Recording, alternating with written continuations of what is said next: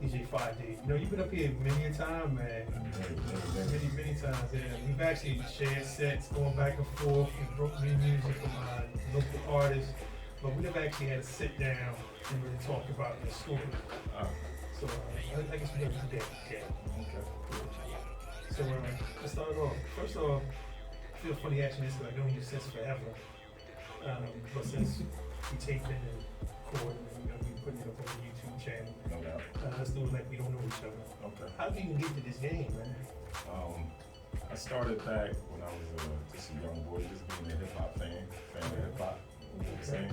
So I really got into this game. I wanted to be a rapper at first. I think we all started off like that. Yeah. So I'm just really a hip hop kid. You know what I'm saying? I got that Eric B. Rakim album, that Long Live the King album. It just pretty much changed my life. You know what I'm saying? So I just wanted to be a part of the culture, a part of hip hop. So, you know, back in the day, talking about early 80s, I was a kid, 8, 9 years old. I used to do a lot of graffiti, so I used to like draw on people's parents, you know, make a couple dollars off of that. Just always been a hustler. That's a good hustle. You know, so I had a little skills in the drawing part of the game, graffiti and all that. And you know, like me and my brother used to have like a routine, you know what I'm saying? Like we had shows at West Side. You know you gotta have a That's routine. mandatory. You had to have some type of routine. Yeah. This is going back. We talking way back. It's funny though because And it ain't even called West Side no more. I'm just so used to calling West Side, it's called MLK. Yeah. But you know, I love your perspective of it because it's so similar to my introduction to hip hop. I mean, it was a lot sooner because I'm more than a couple years older. Mm-hmm. My introduction was Sugar Hill Gang, really the first. Got you. Not technically the first rap record, but the first one I heard. Mm-hmm. So, and when you talk about being an artist and using your art skills and wanting to be a rapper, it takes me back to back then. You had to multitask. Absolutely. You was doing a little bit of everything back then. Yeah, so I mean it was like the Fat Boys and LL, you know what I'm saying? Like I remember seeing like Crush Groove and it was like, oh, this is crazy. You know what I'm saying? But it didn't make me want to rap. Right. So like I always loved hip hop, Fat Boys, you know, Run DMC, all that. But when it was Kane and Rakim, it just was like, oh, this is something different. Yeah, he definitely changed the game. He quantum leaped it as far as flow pattern, Absolutely. delivery, just the whole persona. It was just before it was like a rudimentary ABC style, and we'll see everybody sound the same. They were rapping like in the same cadence. Mm-hmm. He flipped that. That's a fact. So just moving on a little bit. I never even thought I could be a DJ or even really thought about it. Like I said, it was more of the rap thing for me, more of it. But I guess it was a easy progression because I used to always, like 8 years old, I used to have like parties in my mom's house. You know what I'm saying? When she was sneaking, when she would go to work, I would sneak and have people in the house and have parties. You know, charge people a couple dollars just to get into the parties. Mm-hmm. And this is way back then, like.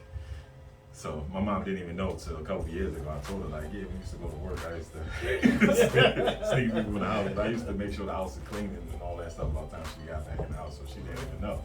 So yeah, after that, I would say I would just make tapes for the bus, for the high school bus.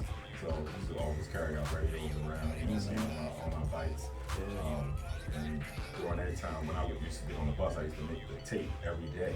And so he would be like, "Fine, where the tape at for the bus?" So the bus would hand the bus driver the tape, and he put it on the tape. Now, what neighborhood did you rap? I was on the back Maryland bus. Okay. So I mean, I grew up. Another thing we got in common. Yeah. So my beginning years, I lived in ACA, and then when I was 13, I moved back Maryland.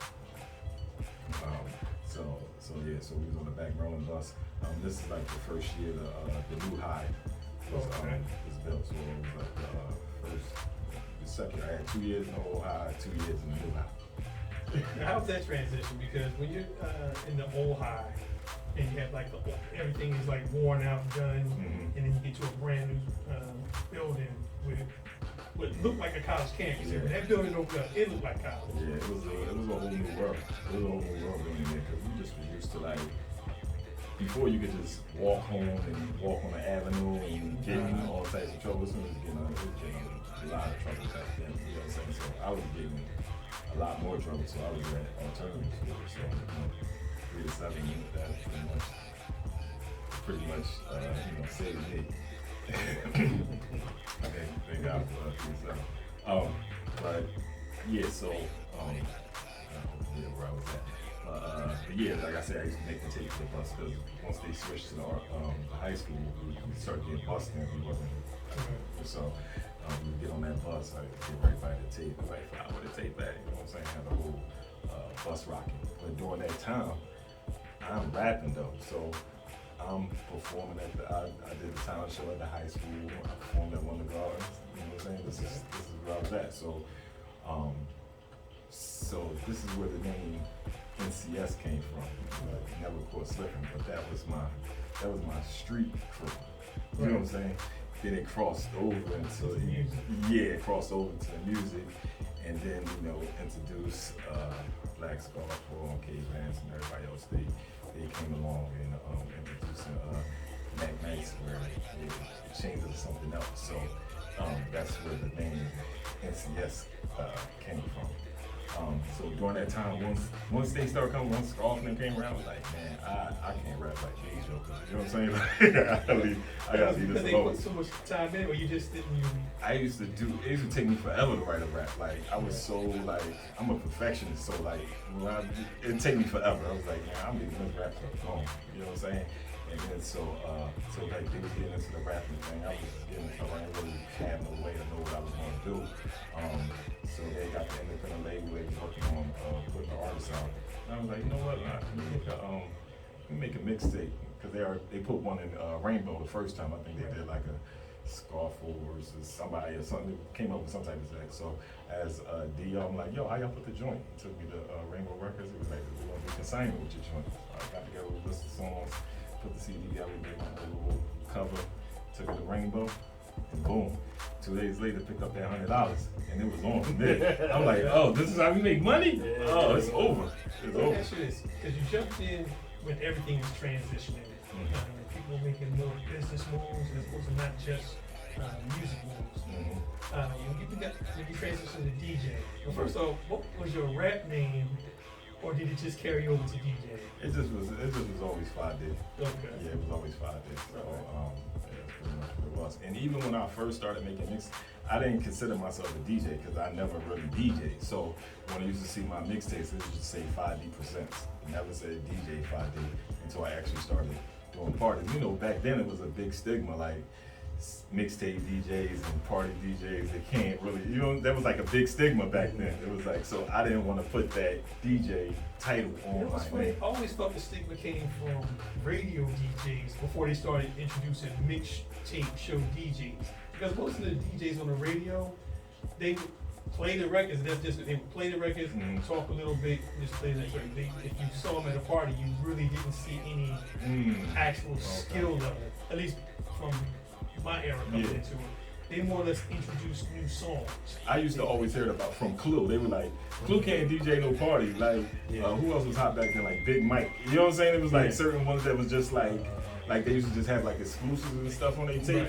They was the ones that like they can't DJ no party. So I didn't want to be stuck in that box. I'm like, I'm gonna learn how to rock this party. You know what I'm saying? Like I never like to be put in any category. So even when I started making the mixtapes, I would do so many different genres. So I would do like an old school mixtape, I do a blends tape, I do like an exclusive tape, I do every single dimension of a tape. So if you catch me, you'll catch me with a tape, you'll see eight different tapes out at one time.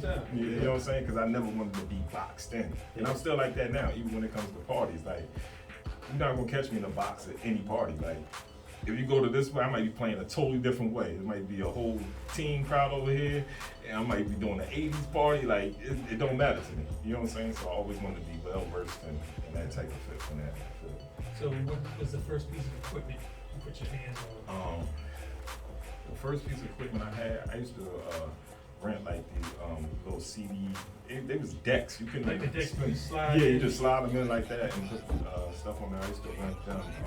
I mean, I had turntables when I was little at the house, but really nothing real. But I had just a couple. I never invested into it. Like I said, I was just a fan.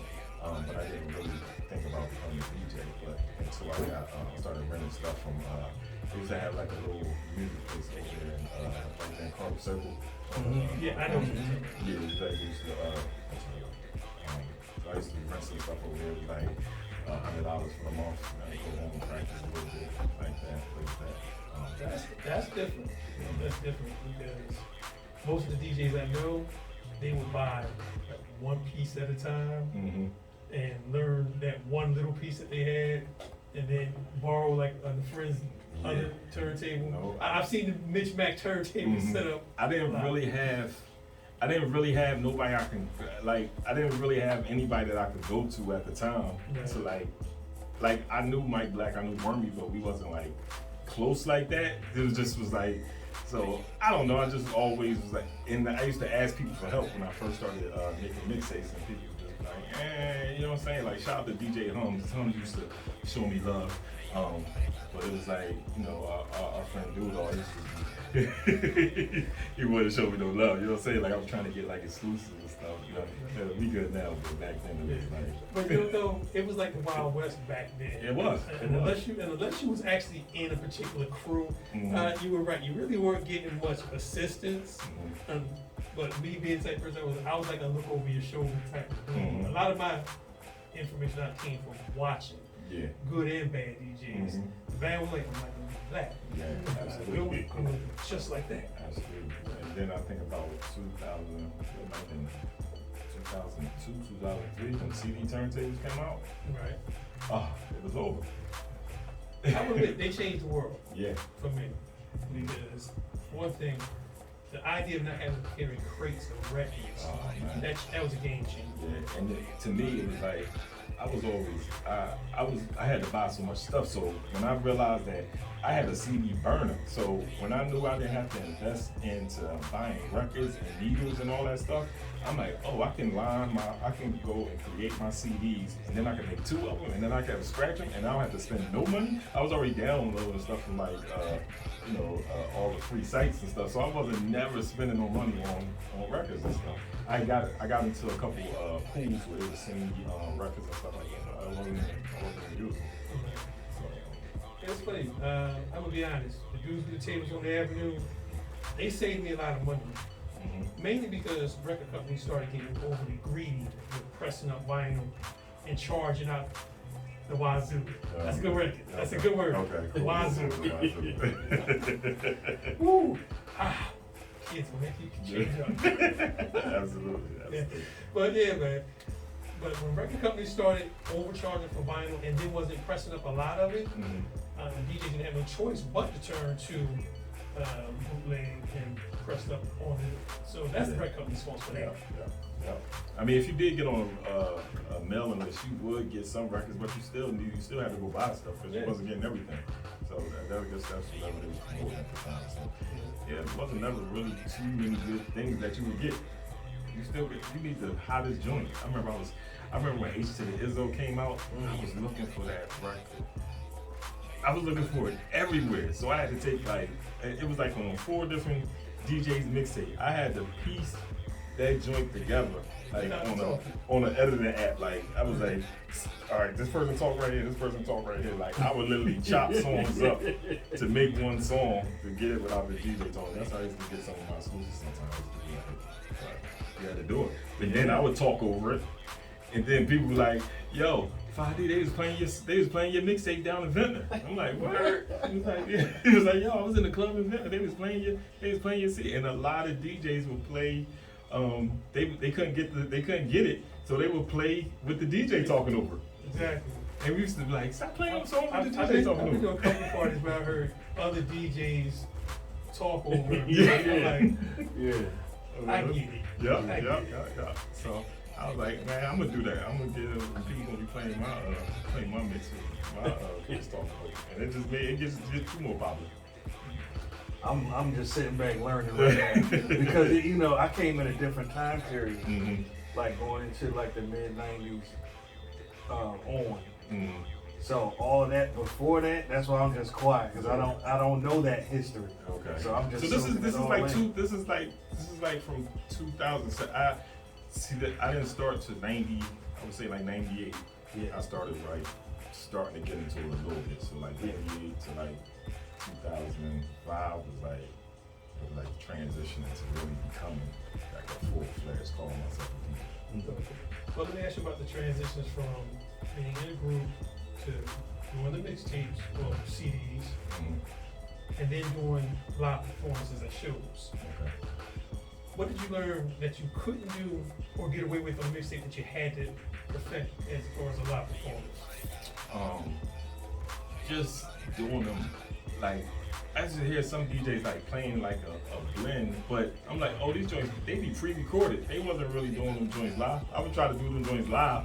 Sometimes you would rock, but it's still like, I didn't like that lag of, like the beat playing for a little bit.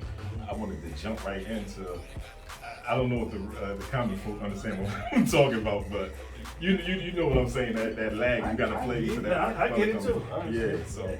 Especially coming before the laptop, because what I like about your career is you're starting before the laptop era. Because you got the tail end of vinyl. Yes.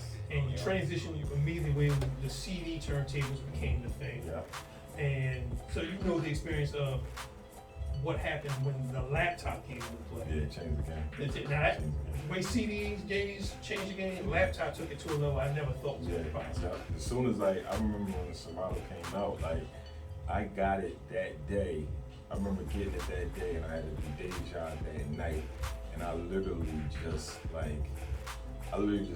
threw maybe 100 songs on my computer, and I'm just going there and I'm just doing it in the club that day. It was hard, but I made me force myself to get rid of these CDs, because I'm like, this is gonna be crazy. If I can put all these songs, I don't gotta carry these CD chases around no more, because them joints, I used to have 4 or 5 cases with maybe 700. It's funny how that became when you struggle. Yeah, even the CDs get too heavy. Yeah, it was that still was too much. But then the CDJ, so you still had to carry a lot of stuff to go to the club, but it wasn't as bad as the crates when you do the whole crew. People were like, yo, can I come in the club? Just say, we ain't got another crate anymore. It ain't no crates. I just got my book bag. The jobs is gone. Yep, that's where our jobs is going.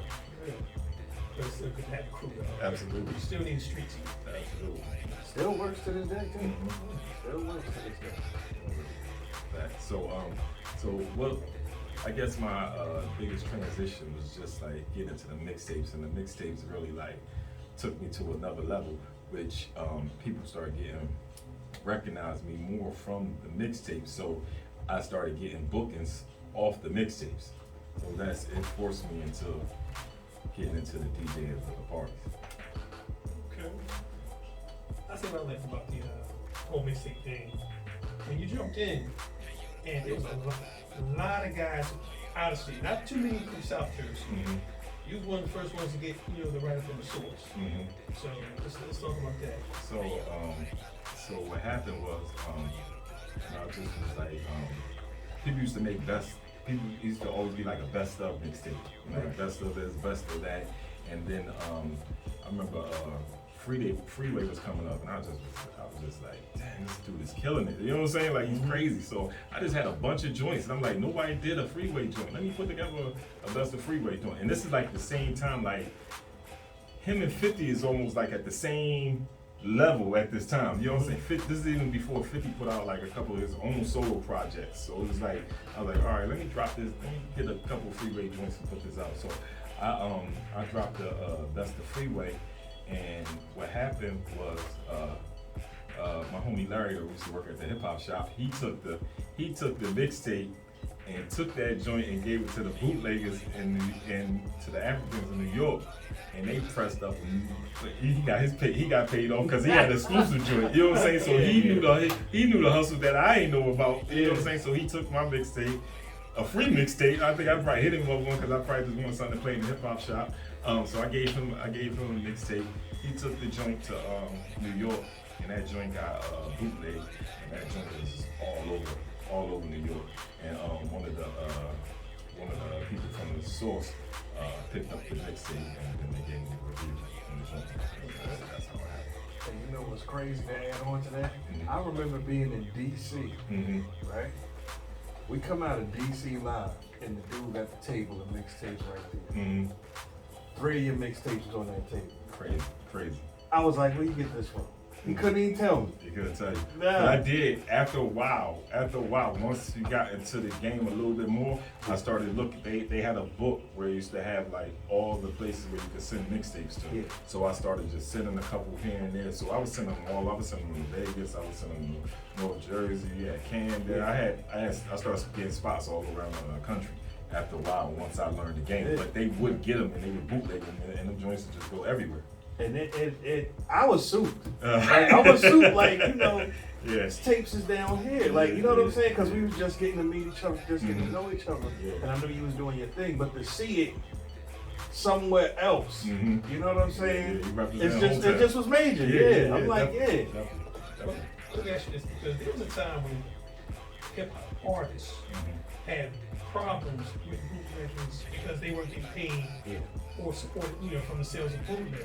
Their major releases would just fall. But it seemed like for DJs on the come up, the bootleg game was more of a benefit and a boost. So for you personally, how did you navigate the waters of being a DJ that benefited from your tapes being bootleg as opposed to the artists whose music you were sharing, and them not getting what some of them felt wasn't their due, but in the same way, it felt like it helped them too because it got their names out. Well, it was a weird thing because the record labels was giving you the songs and the artist was doing freestyles, but it was just this weird area, like it was like an unspoken rule, like you ain't supposed to do this, but they telling you to do it. Yeah. So it was just weird at that time. It was like, how can y'all say anything? You know what I'm saying? Y'all giving us the music, then we put it on the mixtape. But what happened was, this what happened. I think like SNS or one of them put like 7 songs off of Big's album when it came out, something like that. So it was going crazy. Instead of playing like 2 or 3 tracks, they was almost putting the whole album on the mixtape. So they wasn't like spreading it out. It'd be like 2 over here, 2 over here. Yeah. They put 8. That's the whole album. Yeah, you know what I'm saying? yeah. So now you becoming a bootlegger. You're not being a DJ. You like, Right. so it switched the game up a little bit when I think a couple things. I even heard Nori say that. He's like, man, he's like my whole mixtape was on somebody's album. Like, 8 songs. Like, what songs are gonna be left for them to buy? I watched an interview with Clue. He was speaking on that, and because he had put out a Biggie track that Puffy was like, Oh yeah. and came at him about, and so Clue started putting out the B-sides only, and he wasn't putting out, the tracks that were supposed to just hit the industry, hit the radio. I don't know. It seemed like Clue always had them joints that was going to be like that end up being the singles. He always had them joints that end up being the singles. But he always had a good freestyle though. He always had a crazy freestyle. We're all So it was like like Clue was like somebody out of lives, like SNS used to have a thing too. You know what I'm saying? Like they was going around, you used to have a blend. So it was each, like, I picked up a little bit from everybody, and I wanted to make sure I'm represented in my own way, doing them different type of factions of mixtapes. All right, now let's talk about transitions from house parties to corporate gigs and the evolution you had to make as a DJ to navigate those waters. Well, the thing was, I really never had to do. I mean, like house party was like in the beginning when I wasn't a DJ, so I never really did like regular like little house parties. Like my jump was like instant. So like I said, I was messing with NCS, and then we like started renting out Club in Mays Landing. So like probably like my 3rd party I did, we had like 709 people in the club, and Brandy came in there. You know what I'm saying? The party was so crazy on that Wednesday night out Impulse, Summer's Point. So that was like my first introduction. So it was like off and running from there. Okay. So it wasn't. So I've been rolling ever since. You know what I'm saying? So like I used to be the person who used to be on the floor dancing all night anyway before I was DJing. So I already knew what I wanted to hear, what I like to dance to, and stuff like that. You know what I'm saying? So all the time the transition, it was easy. It was an easy transition. I was just already in love with the music. So like with you was a big Jay-Z fan too, man. Oh, Jay's the GOAT. I'm just saying, man. I saw you do a set at the 40, and I'm like, it can't get no bigger than this. This dude is in Jay-Z's club, rocking the Jay-Z set, and Jay-Z's people are in the building. Mhm. Yes, they were. Yeah. What's bigger than that? But I got to ask, because you've had a lot of great moments. Mhm. Is there anything that you had that can compare to that? Or you've had numerous experiences? I mean, it was I DJ'd for Jay and Beyonce when they came in there too. So they was in there. I was able to DJ in there. Like I was the resident DJ on Friday nights for about 2 years. I was a resident over Foundation Room, worship for like 3 years, like right out the gate. It's just been so many moments. You do so much stuff you just forget. You know what I'm saying? Like every week, it's like I don't even look at this point. I don't even look at my phone until the day before. Like what am I doing? What am I doing tomorrow? Because I do too many different types of events, so I just always have my computer ready for where I'm stepping up to that day. So I can't even think of what was probably the best thing. Going on tour with Yo Gotti, Dakota, that was I remember that was a good yeah. too. yeah, that was huge. You know what I'm saying? That was a changing point in my career too. Now, I was gonna ask you, your journey getting those residencies, because I hear a lot of DJs that having a struggle to get a residency somewhere. In the city they from, especially. Right. Yeah. Was it difficult, or was it, like just a moderate? And this is the crazy thing. Now people might not believe it, but I never went and applied for anything. I've never went to anybody and said, I'm trying to work at this establishment or doing that. Mm-hmm. Normally somebody just always reach out to me. Right. That's how it normally happens. And so I was like, I'm not gonna be the one just like, cause almost sometimes it's just better to just be chill, and if it's gonna come to you, it's gonna come. Yeah. You know what I'm saying? So I just keep putting the work in, and I just make sure I'm consistent. So my consistency is the key. You know what I'm saying? So. Well, I will say this much: you're one of the few who does not rely on the DJ booking agencies. I know a lot of DJs who belong to a particular. I'm not gonna say names because I don't want nobody to feel a certain way, even though I'm speaking truth. Yeah. Okay. A lot of the casino DJs, the casinos don't do auditions anyway. They go to an agency who has a staff of DJs, and they just send their staff out wherever they want to go. And if you're not a member of that staff, you are not going to get considered. But you're one of the few people outside of that get work in some of the biggest spots in the city. So a lot of times, I've built a lot of relationships over the years doing certain things. And the other things people might know, I do a lot of stuff behind the scenes as far as creating events too. So a lot of times I'm putting together events. A lot of people a lot of times when the promoters come from out of town, they're hitting me up.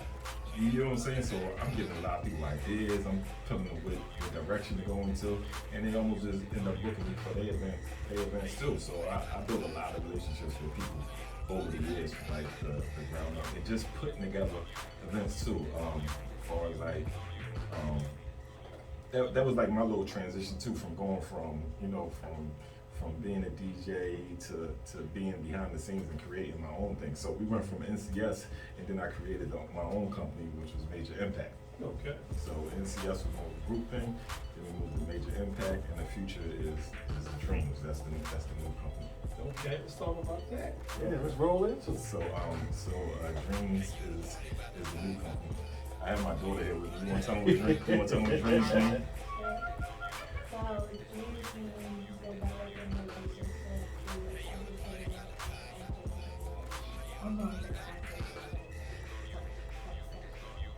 All right. There you go. All right. So Dreams is going to be our we moving in a different direction now. So Dreams is going to be more of our nonprofit part, and everything we do is going to be educating people through entertainment. So the types of events we're going to be doing now is it'll be entertainment involved, but you're going to also learn something on the type of events we're working on that. So it's the family business that's coming up.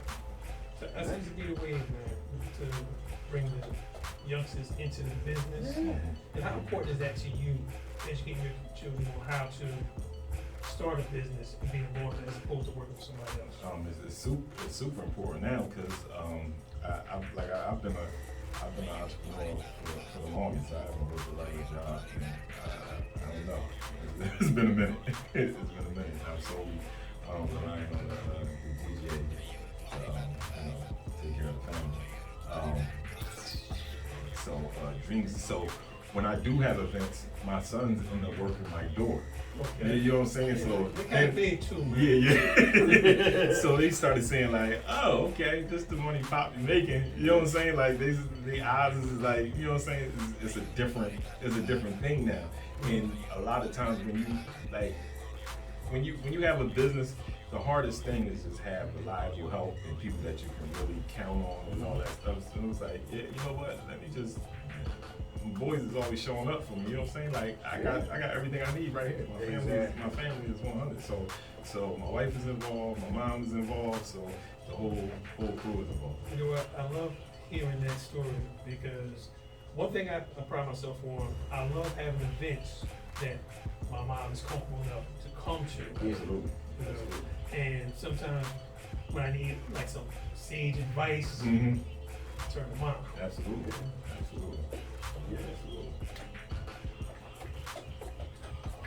absolutely. Now that I had my next question and I lost it.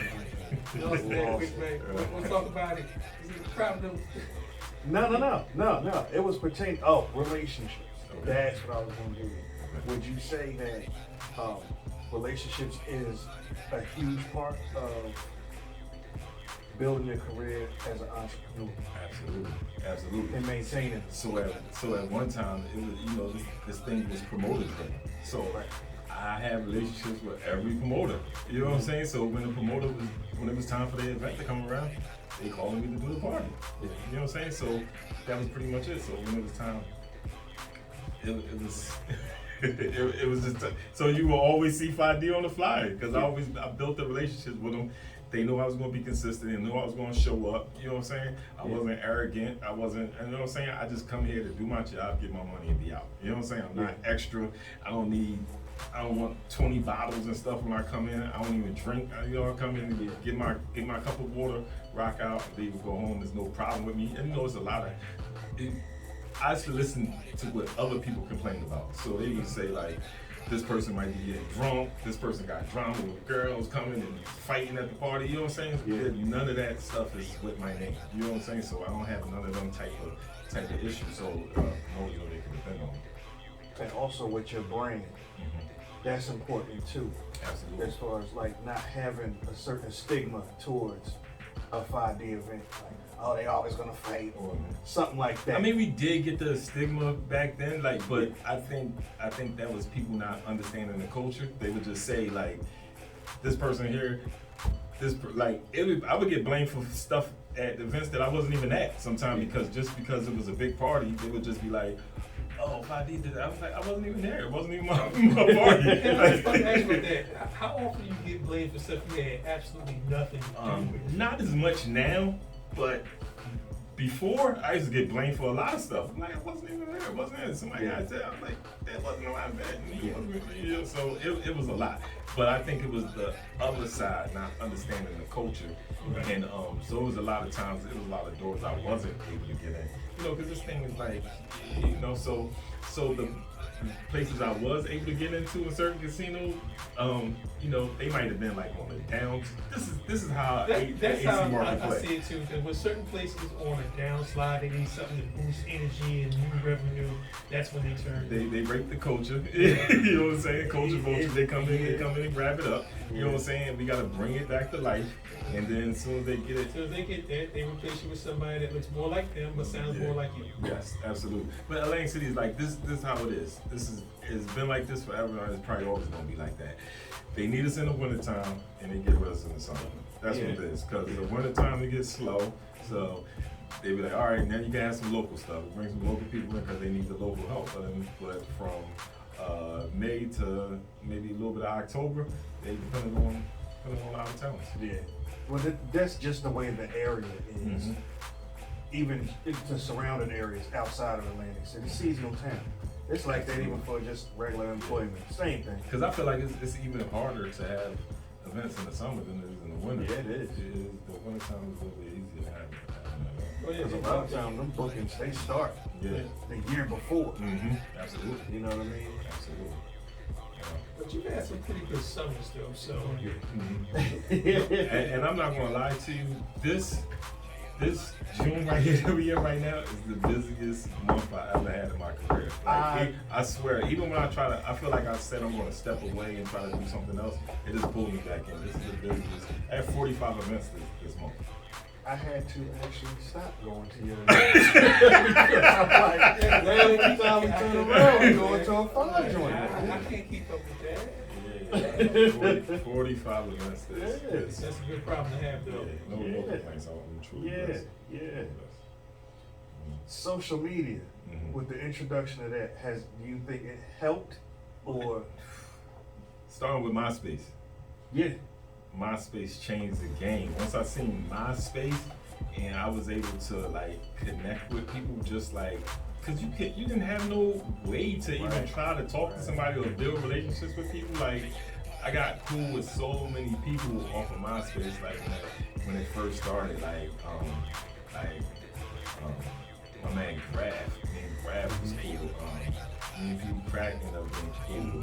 Stack Bundles, like a lot of that stuff. Yeah, rest in peace, Stack. A lot of that stuff was MySpace and was able to build them relationships, and it made the name bigger. Cause now once you on the internet, you can be whoever you want to be. Yeah. So it was like before it was like you got to put who you got in your top 8. They're like, oh, you got this person in your top 8. Like who are you? You know what I'm saying? And then the internet Facebook just changed the game. Yeah.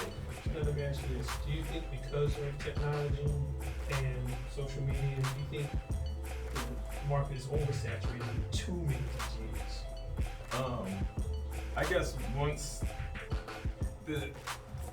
I think that it would always shine to the top. The people that are good always want to rise to the top, no matter how many people are in it. You know what I'm saying? It's just going to come off, and it's always about marketing. How you market yourself, how you promote yourself. You got to stay up with the times. You know what I'm saying? I try not to climb behind like the young kids be like, yo, play this. Be like, I don't want to hear it. Can you play like you want to hear Dirt? And then I go into the set. They like, okay, he's cool. You know what I'm saying? They be like, oh, he can do it. You know what I'm saying? They be like, all right, because sometimes you try to be like. I did a graduation party the other day. It was like, family and stuff was there. And then it was like, she was like, my mom said you can play the, you don't have to play that. And I was like, what? She was like, oh no, you can play the cussing. I'm like, oh, okay. Oh, we going in. All right, so no holds barred. So Okay. I learned a lot from my kids. Everything is so different now because I ask my daughter all the time. I'm like, what, do you know this song? Yeah. Oh, you know this song? All right, cool. I'm bad. They know the whole thing. They know the background. They know everything. And I'm like, I never even heard of this guy. I can't keep up. I can't. I was just about to ask you, how do you keep up? Because honestly, music comes out literally every hour on the hour, every half hour, an hour, some weeks. And it's not like before. Before the record people, they like you said, they were sending you records, so you knew 2 months in advance what was coming out. Now the song came out yesterday. Yeah, no one at all. The song was out yesterday. They want you to play it. Like I'm like, but you look at YouTube, they got 14 million plays. 14 million. 14 million. It dropped at 12 midnight. Yeah, it'd be 2 weeks. It'd be a week old. You don't even have time to get up on the song. You don't know, especially if you're not in that climate. So I just keep my ears to the street. It's hard though. It is. So I might add 2 or 3 new records. Because my new record playlist, it changed. Like as soon as I get it done, that list is old. Right? It's real. It changes all the time. But you gotta be like, if somebody asks me for a song, so this is what it is. I listen to the people. I just listen to the people. So if somebody come up to me, ask me for a song, I'll be like, all right, let me listen to it, and I'll put it in save, and I'll keep it on my phone, and then I'll go and listen to it, and then I'll check around and see if anybody else's react. I do my research on songs once somebody bring it to my attention, and if it is, and then I might throw it in somewhere and see how they react. If they don't want, I get rid of it. If it do work, I add it. Have you ever had a situation where you didn't have the song, never even heard the song, but you looked it up on your phone and you plugged your phone in to play the song? Yeah. Plenty of times. I keep my aux plugged up. You gotta have it. gotta have it these days because I don't know. And certain songs are so. Let's say I did an 8th grade graduation, two back to back, but totally two different worlds. So these two schools is only maybe she know because she was there. These schools are literally only 10 blocks away from each other, and it's two different worlds. So it's just like they want to hear all this over here, and they want to hear all this over there. So it's just you never know. And this school might just have a song that they listening to in the school, but that might be the best song of the year for them in that little area. So if they sharing it amongst their peers, you don't know. You're not in the clip. Well, you throw that song on, everybody go crazy because they've been listening to it for the last 2 weeks. So it's not controlled as it is. People are liking what they like, so you have to catch up. You're not dictating as much as we was before. You know what I'm saying? I will say one thing. The one thing I do like about this now era when it comes to music, it seems like the kids are listening to any and everything across the board. Mm-hmm. You can hear some of the local heads asking for Doja Cat. Yeah. It's wide open. It's wide open now. So that's the one thing I do like. And even better, like my daughter's generation, she knows everything. So music doesn't really have a time limit like it does before. She just likes good music. Yeah. So she knows all the old stuff, she knows all the new stuff that comes out. And it's not like us, we was like a little program because this is only what we was hearing at that time. Now they have every song in the world right in the palm of their hand.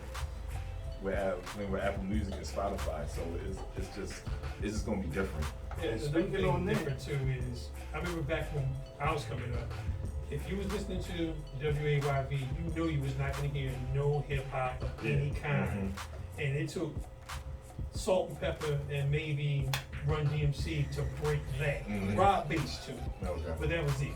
Now, it seems like every chart is every radio station is playing the same thing. Yeah.